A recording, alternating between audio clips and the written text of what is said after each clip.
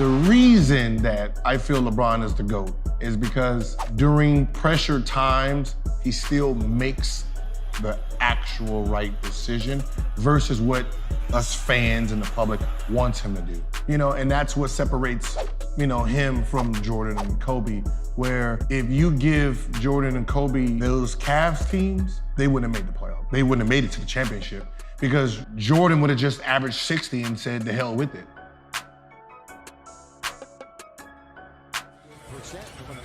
Here comes LBJ!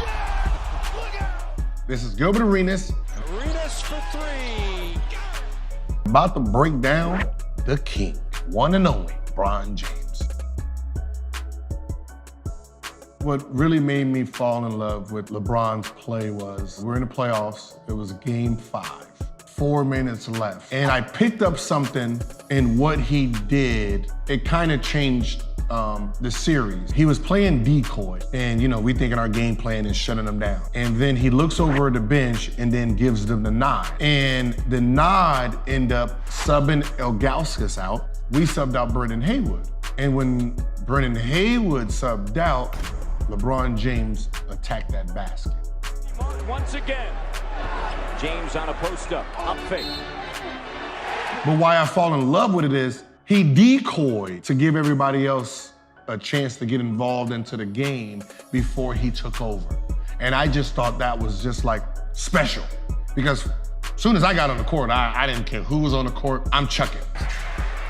Arenas from way downtown. I'm shooting, I'm trying to be aggressive. Knowing that he needed these players throughout this game, he let them eat during moments of the game while he took a back seat.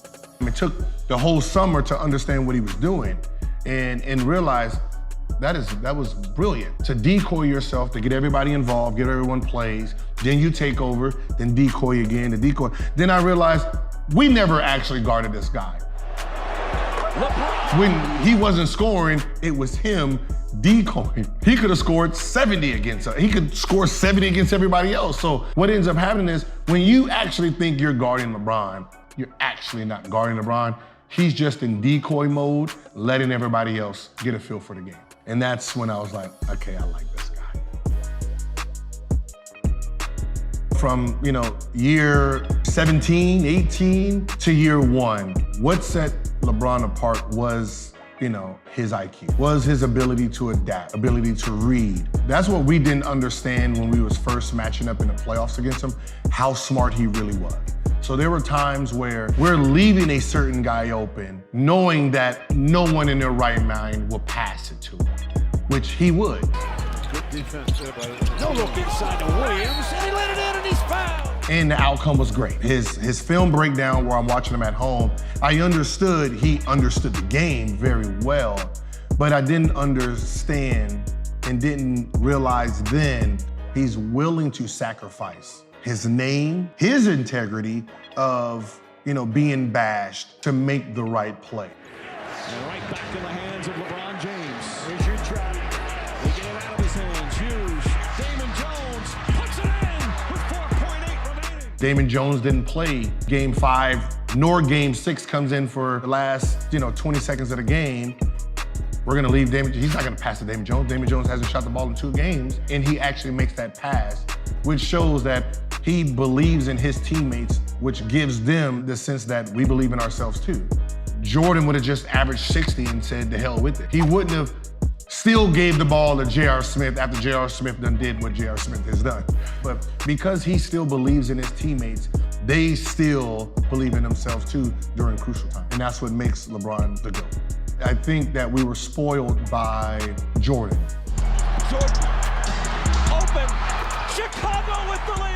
The grace he brought to the game, his fierceness, the way he ended games. And when Kobe came, we seen Jordan-like.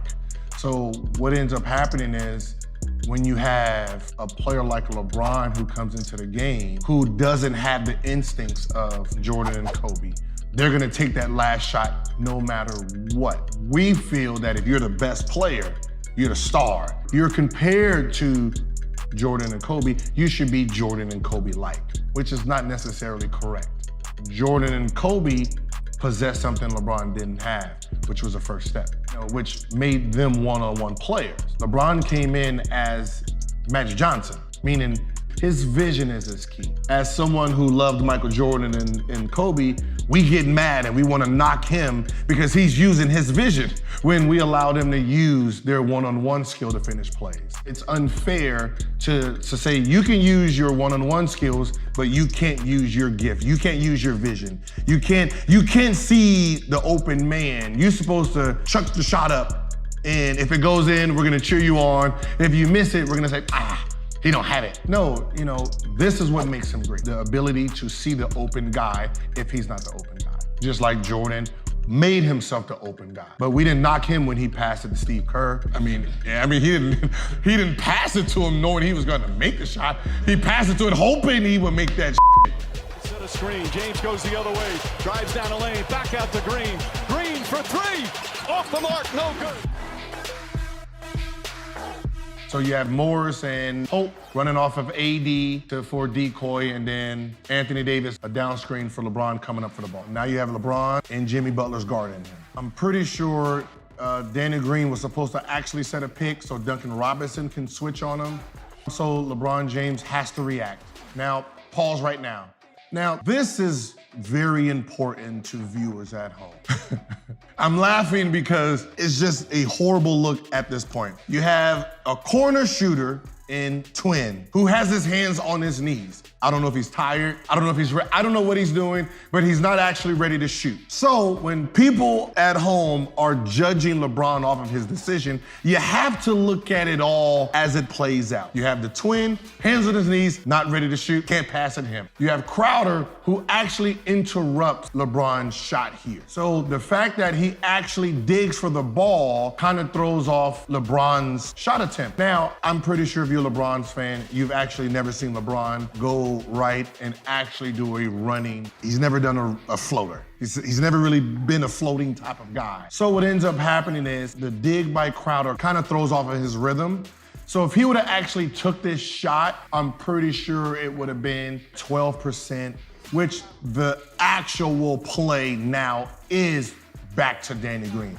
So me saying that, I wouldn't have passed it, I wouldn't have, but I wouldn't have put myself in this situation in the first place.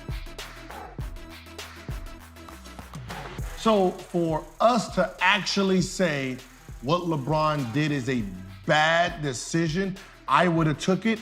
If you pause it right here and look at the pass he made, if Danny Green makes this shot, LeBron made the best decision that he could ever have made, which is the only decision he was supposed to make.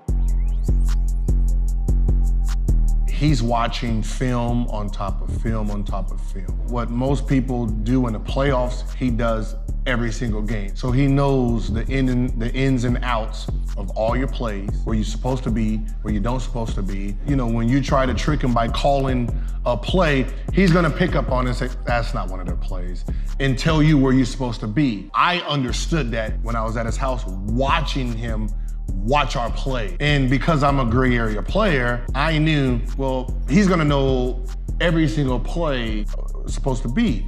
So therefore, for us to, have a one-up on him, we have to go off script sometimes. If you don't understand the game and film and breakdown, you're gonna go into the game behind in LeBron's mind. James on the drive! And there you have it. That was the breakdown. This is Gilbert Arenas on Whistle Sports.